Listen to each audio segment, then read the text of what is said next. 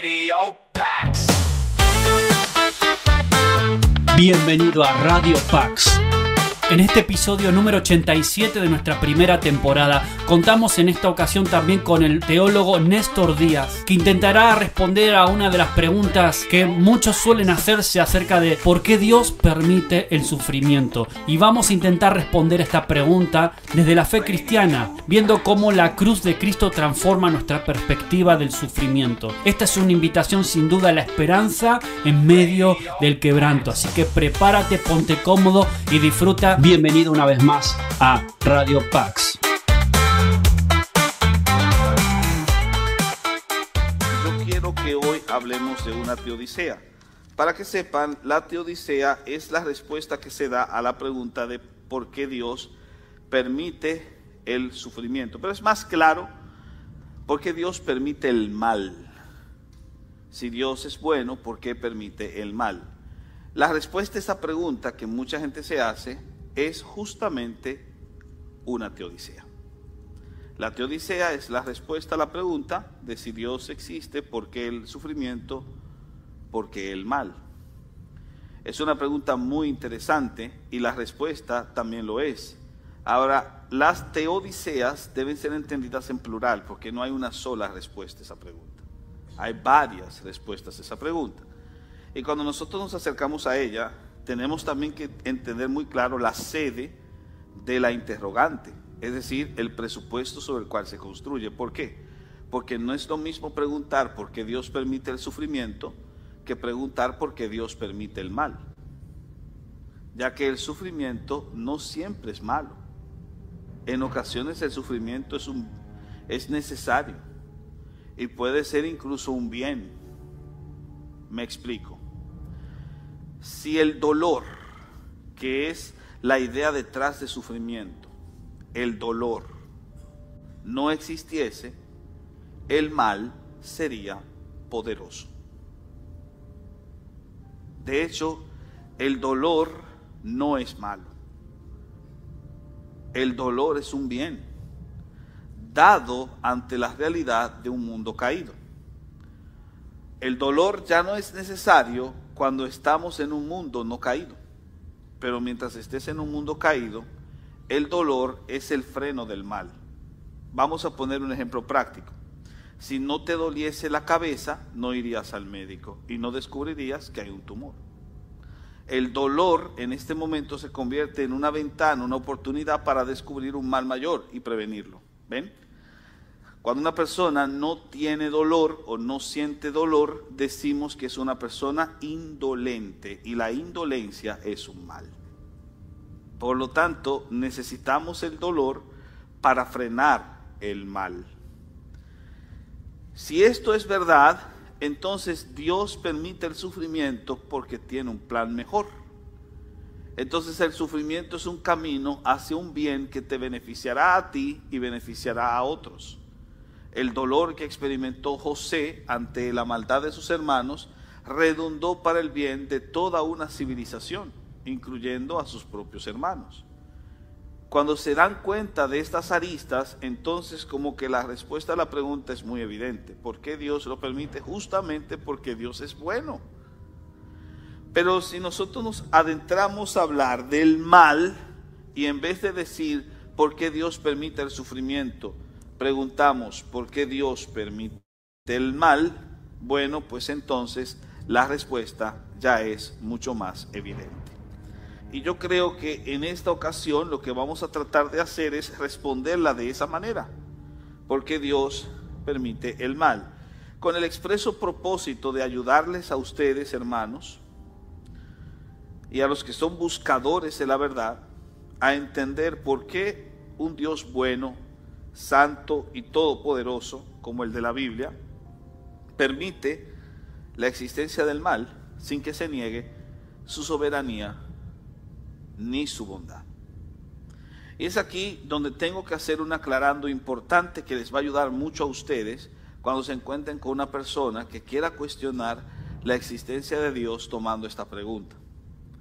Esta pregunta no la puede hacer nunca, ni la podrá hacer nunca un ateo. Esta no es una pregunta para un ateo. porque la pregunta presupone ya la presencia de Dios. La pregunta de por qué Dios permite el mal no es una pregunta de ateos, porque sería un pistoletazo en su propio pie o un autogol, y usted se lo puede decir tranquilamente. Tu pregunta no cuestiona la existencia de Dios, porque ya la presupone. ¿Y por qué? Porque para saber que algo es malo, primero necesitamos la referencia del bien. Y como el bien mayor es Dios, entonces no podríamos saber que esto es malo si no fuese por Dios. De hecho, es uno de los argumentos para mostrar la realidad de nuestro Dios. De ahí que si un ateo se hace esta pregunta, está partiendo de una base incorrecta. No puede hacerla, no es para él. La pregunta de por qué Dios permite el mal no cuestiona su existencia. Podría cuestionar su bondad o su poder, pero nunca su existencia. Si Dios puede detener el mal, pero no quiere, entonces es malo. Pero si Él quiere, pero no puede, entonces no es poderoso. Ese es el dilema de Epicuro. Y ese es el dilema con el que nosotros tenemos que afrontarnos en apologética cuando tengamos que hacer una teodicea. Y más aún, la pregunta también esconde otra cosa, porque hay que decir que la pregunta de por qué Dios permite el mal también implicaría de suyo la famosa interrogante de si es este el mejor de todos los mundos. Así que técnicamente este sería el panorama que nosotros vamos a estar desarrollando durante toda esta ponencia. Y quiero introducir mis palabras hablando un poco de que el dolor humano es real y es universal. Guerras, enfermedades, injusticias, traiciones, catástrofes. La pregunta, si Dios es bueno y todopoderoso, ¿por qué permite el mal? Es una pregunta que ha sido formulada desde los días de Job hasta nuestros días. Justamente el libro de Job trata de cerca con esta pregunta. Es la piedra de tropiezo para muchos ateos y también la lucha silenciosa de muchos creyentes. No hay nada que sacuda la fe tanto como el sufrimiento humano. Ahora, cuando decimos sufrimiento humano y tenemos detrás el concepto de mal, debemos hacer definiciones muy claras para poder entonces tener una respuesta consabida a cómo afrontar este interrogante. Ustedes saben que hay dos tipos de mal, ¿verdad? Está el mal natural y está el mal moral. ¿Cómo diferencian uno de otro? ¿Quién lo dice acá, en esta noche? ¿Qué es el mal moral? Acciones humanas contrarias a la voluntad de Dios. El asesinato, el robo, la corrupción, esto es el mal moral. ¿Y el mal natural?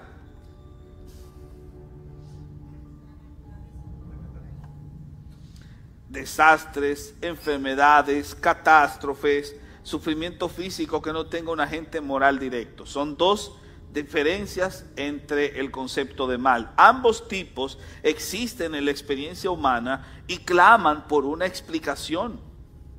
¿Por qué? De hecho, recuerden lo que decía Agustín, que el mal no es una creación positiva de Dios, es una corrupción del bien. Y es ahí donde entendemos que la definición del mal debe ser aclarada cuando preguntamos por qué Dios permite el mal. A ver, primero entendamos qué queremos decir por mal. ¿Te refieres al mal moral? ¿Por qué Dios lo permite? Bueno, hay una respuesta muy interesante a esa pregunta, y es a causa de la libertad del hombre.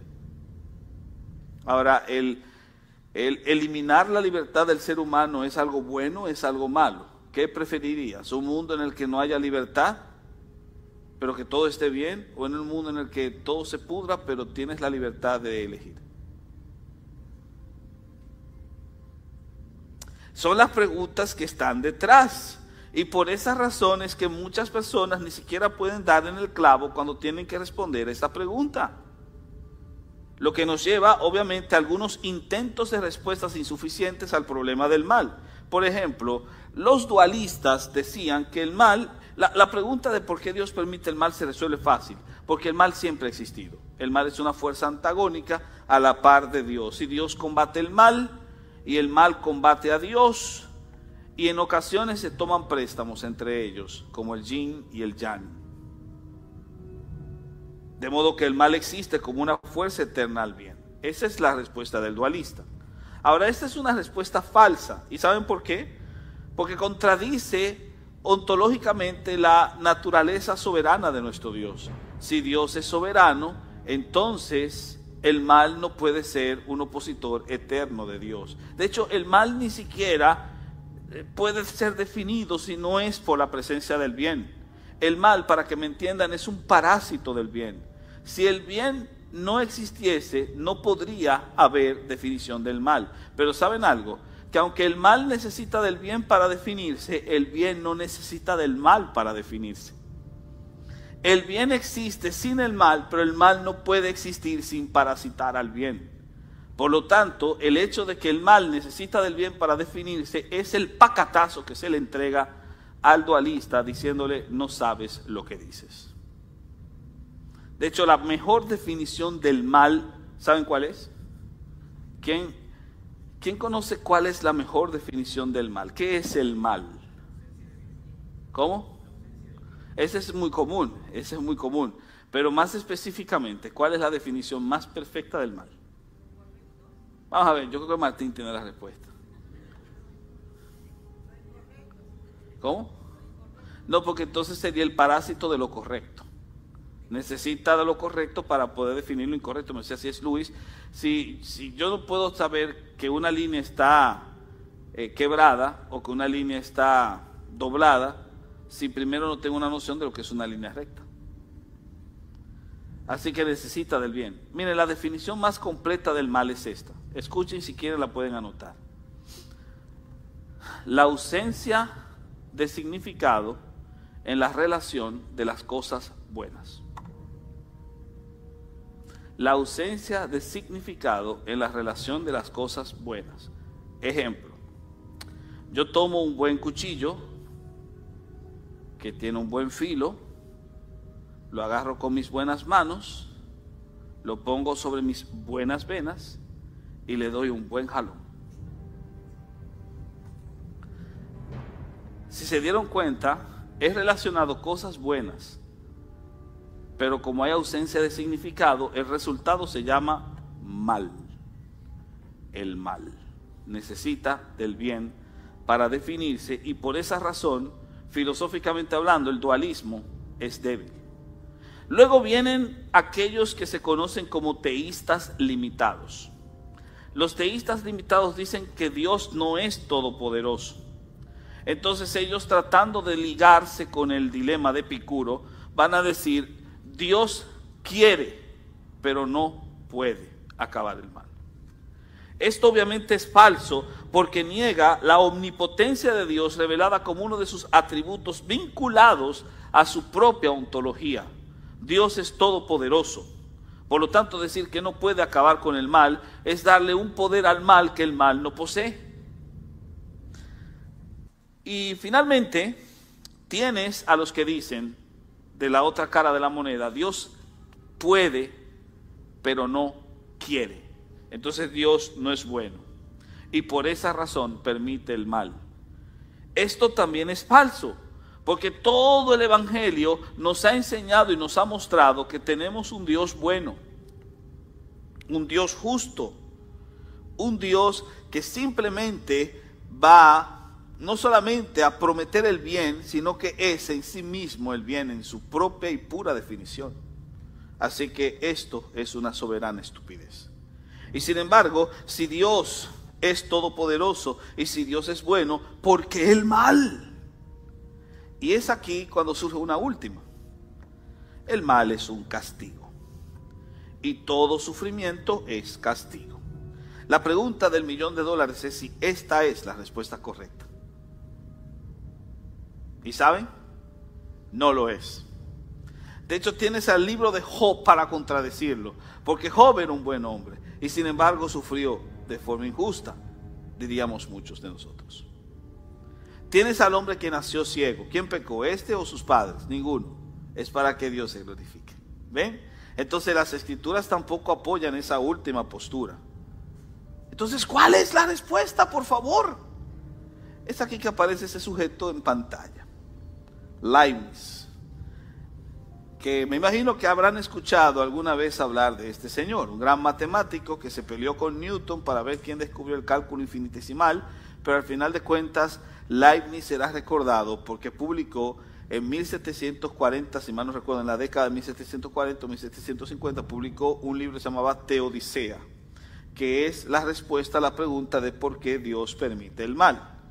En ese libro él trató de ligarse directamente con el dilema de Epicuro, que como sabrán, el dilema de Epicuro, respondiendo a la pregunta de si es este el mejor de los mundos, te dirá que este mundo es malo. Una idea que, por cierto, van a abrazar grandes ateos como Marx y Russell, quienes van a decirte que detrás de la pregunta, ¿es este el mejor de los mundos?, se esconde la verdadera interrogante: ¿por qué permite Dios la maldad en este mundo? La respuesta de Leibniz obviamente va a ser una teodicea, pero Leibniz no te da una, te da 3 teodiceas diferentes. La primera teodicea de Leibniz es una teodicea que va a responder muy propiamente a algunos de los planteamientos que después dirán personas como Pascal, que vivió más o menos en su época, C.S. Lewis, que también hizo una teodicea, y antiguamente también la hizo Agustín. Es decir, Leibniz no es el primero en crear una respuesta a esa pregunta. Ya teníamos personas antes que él haciéndolo y personas después de él que también hicieron una teodicea. De hecho, yo les animo a que lean la teodicea de C.S. Lewis, que se llama El problema del dolor, donde justamente llega a la conclusión que les presenté al principio de que el dolor es el freno del mal. El dolor no es malo, es necesario para que el mal no sea poderoso. Sin embargo, la pregunta de si Dios permite el mal, ¿por qué lo hace?, es una pregunta que todavía necesita ser como desarrollada con mucha profundidad.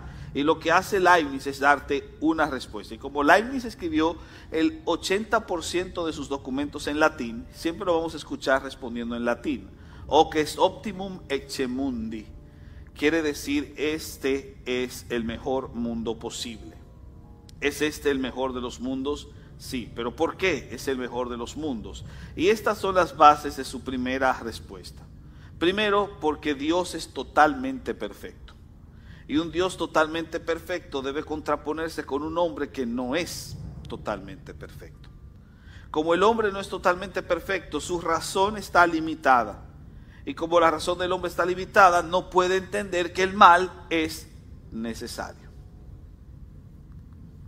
De hecho, es necesario para que podamos percibir mejor el bien. En otras palabras, ¿cuál es el bien? La libertad. Un mundo donde hay libertad y un mundo donde hay un plan divino. Si nosotros tenemos en cuenta que la libertad es un bien supremo y que el Dios tiene un plan en medio de un mundo al que le ha asignado libertad, entonces descubriremos que este es el mejor de los mundos, porque el peor de todos sería uno en el que no hubiese libertad y en el que no hubiese un plan divino detrás. Y por eso, mundus bonus quonia mihi libertas, el mundo es bueno porque hay libertad. Pero señores, esta libertad nos va a sumir en los grandes problemas. Justamente por causa de la libertad los hombres pecan, y sin embargo el hecho de que haya libertad ya hace que este sea el mejor de todos los mundos, el mejor escenario, pese a que exista el sufrimiento y el mal, porque un mundo perfecto sin libertad no es el mejor de los mundos. De hecho, hay una escena de Rick y Morty, no sé si han llegado a ver esta serie, Rick y Morty, donde justamente trazaron ese esquema. No voy a poner el video porque el tiempo entonces se nos iría, pero sí les podría decir que en uno de los episodios de Rick y Morty aparece una escena de un mundo perfecto, pero donde todos son controlados por una inteligencia y ninguno de ellos tiene libertad. Al final es un mundo monótono, perfecto sí, pero malo, porque no es un mundo libre. Lo que nos lleva a la conclusión número 1 de la teodicea de Leibniz: el mundo es bueno no porque haya maldad, sino porque hay libertad para no hacer lo malo. Luego tienes la segunda teodicea de Leibniz: es autem optimum in mundo mathematical suordine, es decir, es un mundo bueno porque tiene un orden matemático correcto. La idea es que lo que hace bueno este mundo no es la moral, es su orden matemático. Ya que de todas las infinitas posibilidades de mundos que hay, Dios eligió el mundo que sería menos malo. Y el mundo menos malo es el mundo que tiene estabilidad entre la variedad y la igualdad. Es decir, un mundo donde hay variedad y donde hay igualdad. Porque un mundo donde todo sea igual, donde todos piensen igual, es decir, un mundo donde no hay libertad para pensar de modo diferente, es un mundo que se termina descomponiendo. Y se descompone por exceso de homogeneidad. Y el mejor ejemplo de un mundo donde hay homogeneidad es el infierno. En el infierno todos sufren igual, todos claman igual, todos piensan igual, pero es el peor de todos los mundos. Lo que hace que el mundo a pesar de estar lleno de sufrimiento, sea bueno, es justamente que hay variedad, porque hay libertad. Y esa sería como la segunda teodicea de Leibniz. La última teodicea ya se mete directamente con la pregunta: ¿por qué permite Dios la maldad en este mundo? Y la respuesta es esta: que te hiciste la pregunta incorrecta. La pregunta correcta no es por qué permite Dios la maldad en este mundo, sino esta: ¿por qué permite Dios a quien hace lo malo en este mundo? Cuando corriges la pregunta, la respuesta es muy evidente. Dios permite a quien hace lo malo en este mundo por amor. Porque Dios ama al hombre. Y el hombre es quien hace el mal en este mundo. De hecho, la paradoja sería que para Dios acabar con el mal, tendría que hacer algo malo: destruir a quien ama. Anular la libertad del ser humano. Y justamente por esa razón es que la solución al problema del mal en este mundo, de acuerdo con Leibniz, es dejar que la libertad del hombre sea reformada por la acción del Espíritu de Dios, y que en base a una libertad reformada el hombre sea quien resuelva ese problema. El problema del mal tiene que resolverlo el hombre, porque quod de summum malum hominis quod generat, es decir, el hombre debe acabar con el mal que él mismo genera. De hecho, hay una escena en Dragon Ball que trata de ilustrar un poco eso, y se da en la saga de Majin Buu. No sé si se puede colocar el video, bueno, tal vez no se coloque, pero la escena es la siguiente.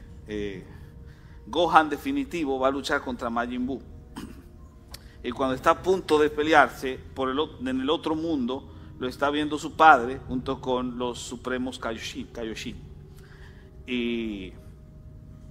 Y uno de los supremos Kaioshin dice: parece que lo va a derrotar. Va a derrotar al monstruo. Y Goku de pronto dice, escuchen esto, dice: es cierto, y que sea el hombre quien derrote a ese monstruo, porque quien tiene que resolver los problemas de la tierra es el mismo ser humano que habita en la tierra. Porque a final de cuentas, Dios no es responsable del mal que usted provoca. Dios le hace responsable a usted de resolverlo. Por eso te dio una ley. Violas la ley, báncatela. Si quieres entonces que no haya mal en este mundo, trabaja para que no haya. En vez de estar echándole la culpa a Dios, trabaja para que no haya mal en este mundo. Y por eso la respuesta final en la teodicea de Leibniz es: Dios permite a quien hace el mal porque ama, y el amor no es malo en sí mismo. Dios permite el mal en este mundo porque precisamente es bueno, y porque te da la responsabilidad a ti de que resuelvas el lío que tú provocas. Esa sería la teodicea que Leibniz propone. La respuesta de Leibniz, aunque parece ser buena, también tiene sus problemas. De hecho, uno de los críticos de la postura de Leibniz fue Voltaire, que en un libro que se llama Cándido dijo: si este es el mejor de los mundos, no me imagino cuál sería el peor. Y ciertamente la respuesta de Leibniz no es una respuesta definitiva. De hecho, ni siquiera es una muy buena respuesta. Sujetar todo a un orden matemático y negar la moral es un problema, porque el ser humano no está hecho solo de números. El ser humano es un sujeto moral y el sufrimiento no es cuantificable. De hecho, uno de los grandes errores que se ha cometido es tratar de cuantificar el dolor humano. El dolor humano no se cuantifica. Cuando tú pierdes un ser querido de una forma desastrosa y vil, es decir, es más fácil entender que por el curso natural de los años tu padre de 94 se haya fallecido, pero que un tipo haya secuestrado a tu hijo y te lo haya descuartizado después de haber violado, como que la cuantificación aquí se vuelve un disparate. Y sería insensato e inhumano tratar de cuantificar el dolor. No se cuantifica el dolor. Con el dolor se es empático, se llora con el que llora, se goza con el que se goza, pero no se trata de cuantificar. Ese es el error que tiene la segunda de las teodiceas de Leibniz. La primera de las teodiceas de Leibniz parece ser consistente, pero también tiene un problema. Es muy importante que recordemos esto. Es cierto que un mundo donde hay libertad, escuchen bien, un mundo donde hay libertad sería un mejor mundo que donde no la haya. Pero les digo algo, Dios promete darnos un paraíso y en el paraíso habrá exceso de homogeneidad en cierto modo. Por lo tanto, siendo el mejor de todos los mundos, el paraíso entonces, de acuerdo a la definición de Leibniz, sería un infierno. Por lo tanto, no es una buena teodicea. Y nos lleva entonces a la última, esta la de Goku. Entonces, si la solución del problema está en que yo me la banque y que yo tenga que resolver el problema que genera el hombre, hay un problemón enorme, porque hay muchos fenómenos que son propios del mal moral, que son resultado de un mundo caído. El mal natural también es resultado de un mundo caído, porque hay desequilibrio. En un mundo perfecto, en el mundo de Adán y Eva no habría terremotos, no habría huracanes. Es por causa de la caída. La creación entera fue sujeta a una ley de esclavitud y de corrupción, de la cual será librada cuando Cristo vuelva. Por lo tanto, esto de dejar que el hombre resuelva todos los problemas es una soberana estupidez. Está dándole un poder al hombre que el hombre no tiene. Eso solamente se le puede ocurrir a Toriyama, pero no al Dios de la Biblia. Lo cual entonces nos lleva a cuál es entonces la bendita respuesta. ¿Y saben cuál es la respuesta? Se la diré después de la pausa. Perdón, otra vez tengo esa... No, se las voy a decir ahora. La respuesta está en este libro. Acá es la respuesta bíblica. ¿Y saben lo que dice este libro? Número 1, Dios no es autor del mal. Pero ¿saben qué? Dios es soberano por encima del mal. ¿Han leído ustedes el Salmo 29? El Salmo 29 es una riqueza de expresión porque te presenta la imagen de una tormenta, casi un diluvio a punto de destruirlo todo. Un diluvio agresivo, torrencial, que desgaja las encinas, desgaja los cedros del Líbano, que incluso llega a tirar sus tormentas sobre el desierto de Cades. Y aún a pesar de ello, escuchen bien, dice: Jehová preside sobre el diluvio. La voz del Señor es una voz que trasciende por encima de la tormenta. Dios está por encima de todo el mal que puede ocurrir en este mundo. Nuestro Dios soberano es, incluso por encima del mal. Y esto abre la oportunidad para que podamos explorar por lo menos unas 4 ideas. En primer lugar, Dios creó un mundo bueno. Y ciertamente este mundo es bueno porque Dios le asignó libertad. El mal moral entra por el abuso de la libertad. Pero la libertad del hombre no es algo malo. La libertad real implica la posibilidad de rebelarse contra Dios, es verdad. Pero también implica la posibilidad de que usted pueda rendirse ante ese mismo Dios. Por lo tanto, el hecho de que Dios haya compartido de forma relativa su libertad con nosotros no es algo que debemos echarle la culpa, como Adán culpando a Dios porque le dio una mujer. La mujer que me diste, por culpa de ella y por culpa tuya. ¿Quién te pidió suegra? Pero la cuestión es que cuando tú descubres directamente lo que el texto dice, Dios creó un mundo bueno. Vio todo lo que había hecho y vio que era bueno y bueno en gran manera. Escucha, tan bueno es que descubrió Dios algo que no era bueno en el mundo perfecto que hizo. Lo único que no era bueno en su mundo perfecto era que el hombre estuviera solo. Así que tener suegra es la más grande de todas las bendiciones que has recibido, mi querido hermano y mi querida hermana. Eso es lo primero. Lo segundo, Dios puede usar el mal sin aprobar el mal. Génesis capítulo 50, versículo 20, nos presenta a José haciendo un diagnóstico final de la triste experiencia que pasó con sus hermanos. Lo vendieron esos malandrines. No respetaron los lazos sagrados de familia, lo vendieron como un vulgar esclavo. Y sin embargo, ¿qué dice José?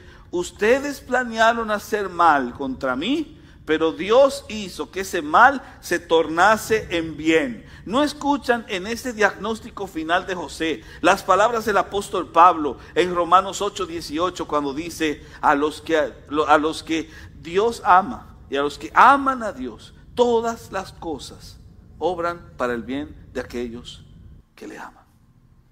Por lo tanto, es obvio y claro que el mal de los hermanos de José fue real, pero Dios redimió ese mal para salvar a muchos.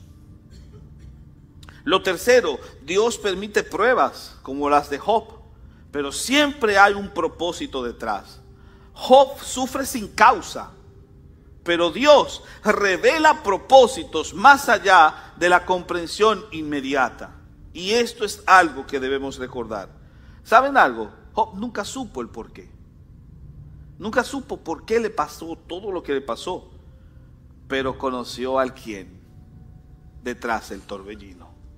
Y dijo: de oídas te había oído, mas ahora mis ojos te ven. De oídas te había oído, mas ahora mis ojos te ven. Dios permite el sufrimiento y el mal para que le conozcas mejor. Para que en medio de un mundo donde generalmente y tristemente las cosas positivas hacen que nos olvidemos de Él, tú puedas recordarte de que este placer y los placeres de este mundo no son nada en comparación con la belleza gloriosa y majestuosa del Dios verdadero. Y esa es la tercera razón. La cuarta, el sufrimiento no tiene la última palabra. Hay redención. En el capítulo 8 de Romanos, pero en el versículo 28, el apóstol escribe: y sabemos que a los que aman a Dios, todas las cosas les ayudan a bien. Esto es, a los que conforme a su propósito son llamados. Pero antes ha dicho en el verso 18: pues tengo por cierto que las aflicciones del tiempo presente no son comparables con la gloria venidera que en nosotros ha de manifestarse. Señores, ustedes y yo fuimos atados a una esperanza, y por causa de esa esperanza podemos arrostrar todos los dolores de este mundo con valor, porque ¿saben algo? Este mundo sigue siendo un mundo caído y el sufrimiento será parte de nuestras vidas. Incluso por ser cristianos sufriremos más, ya que este no es un camino de rosas, es un camino lleno de espinas. Pero el sufrimiento de los creyentes es un sufrimiento que al final redunda para bien, porque hay esperanza en nosotros. ¿Entienden por qué una jovencita que vivió en el año 167, cuando se desató una de las peores persecuciones que se experimentó, la persecución de León durante el reinado de un estoico que era emperador y se llamaba Marco Aurelio? Esta jovencita se convirtió en un modelo de lo que realmente implica ser cristiano pese al sufrimiento. Blandina se llamaba. ¿Quiénes han escuchado hablar de Blandina? Tenía 15 años. ¿Quién tiene hijos de 15 años? Una hija de 15 años acá. 15 años tenía cuando la arrestaron por ser cristiana. 15 años. Los soldados la violaron, la torturaron, la golpearon, la sentaron en un asiento de metal encendido al rojo vivo, para que la piel se le quedase la piel de las posaderas se quedase después que la levantaron. La volvieron una piltrafa humana. ¿Y saben qué decía ella mientras la golpeaban y le hacían todo esto? Soy cristiana. Y los cristianos no tenemos nada de qué avergonzarnos. Era una niña de 15 años, una esclava de 15 años, que conoció al Señor porque uno de los esclavos era cristiano y le predicó de Jesús. Y le enseñó que los cristianos no tenían nada de qué avergonzarse. Los cristianos no tenemos nada de qué avergonzarnos. ¡Pum! ¡Pam! ¡Pum! Los cristianos no tenemos nada de qué avergonzarnos. La tiraron después al circo para que la cornease un toro. Y cuando el toro la corneó, después de enterrarle uno de los cuernos en el pecho, la muchachita seguía diciendo: los cristianos no tenemos nada de qué avergonzarnos. Y no murió. Sorprendentemente no murió. Cuando la tiraron a las fieras, estaba tan vuelto un piltrafo que los leones tenían asco de acercarse a ella.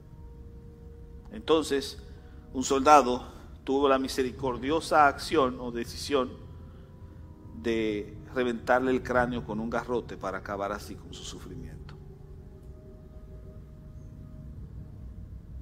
Blandina es una de nuestras mártires, tristemente poco conocida por muchos, y sin embargo nos muestra el ejemplo de lo que es el sufrimiento en la vida del cristiano y cómo el cristiano no se achicopala ante el mismo porque tiene esperanza. Sabe que esta no es la mejor vida, ni es la última. Sabe que hay una vida mejor y hay esperanza sembrada en su corazón. ¿Tienes tú esa esperanza sembrada de tal manera que puedas arrostrar todos los desafíos, todos los problemas, todos los esquemas de dolor que puedan existir en este mundo? ¿Tienes tú, hermano, hermana, joven, jovencita, tienes tú esa esperanza sembrada también en tu corazón? El sufrimiento, señores, no tiene la última palabra. ¿Y saben algo? Cristo tiene una respuesta al sufrimiento y se llama la cruz. El centro de la respuesta de Dios al mal nunca va a ser una explicación. Dios no viene a explicarte, y no es mi interés darles una respuesta explicada de por qué Dios permite el mal y el sufrimiento. Dios no te da una explicación, Dios te da una acción, te muestra a Cristo crucificado. En la cruz Dios no te dio un discurso sobre el dolor, entró en él. El mayor mal de la historia, la cruz, produjo el mayor bien, la salvación. El Dios herido es el único Dios que puede hablar con autoridad al que sufre. Dios no ha prometido que nunca vas a sufrir.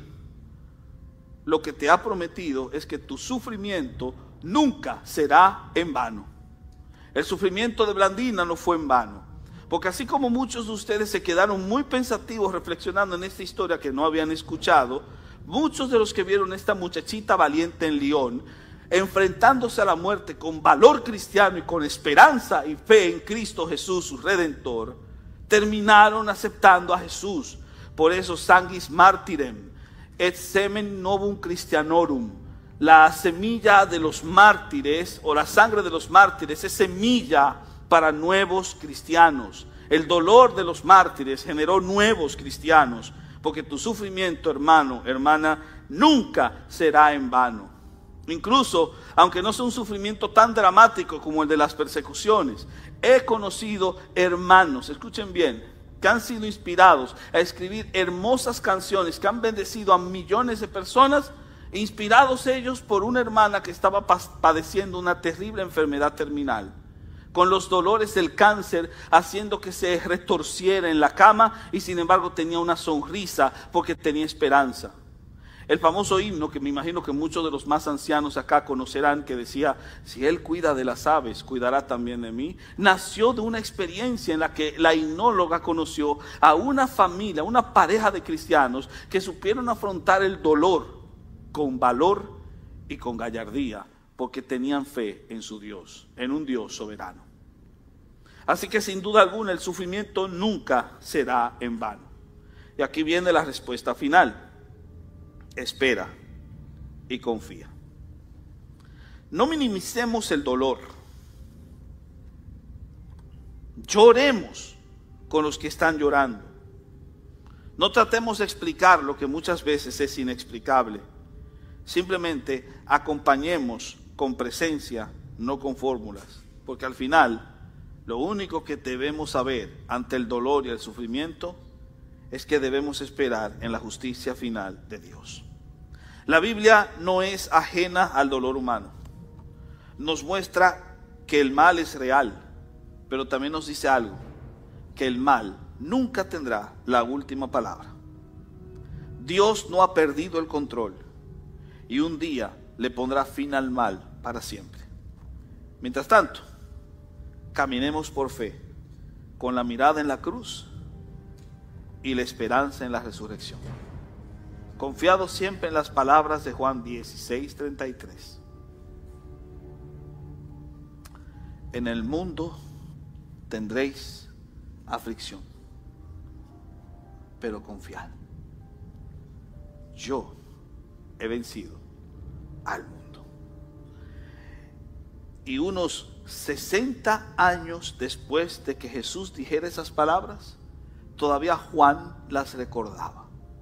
Y escribiendo una homilía que iba a predicar en un domingo en su comunidad de Éfeso, una homilía que en nuestras Biblias se llama Primera de Juan, dijo esto. Y estas son las palabras con las que quiero dejarles meditar esta noche. Capítulo 5, versículo 4 de Primera de Juan. Porque todo lo que es nacido de Dios vence al mundo. Y esta es la victoria que ha vencido al mundo: nuestra fe. Fe en medio del dolor, fe en medio del sufrimiento, fe en medio de la angustia. Fe, porque ¿saben quién es el que vence al mundo?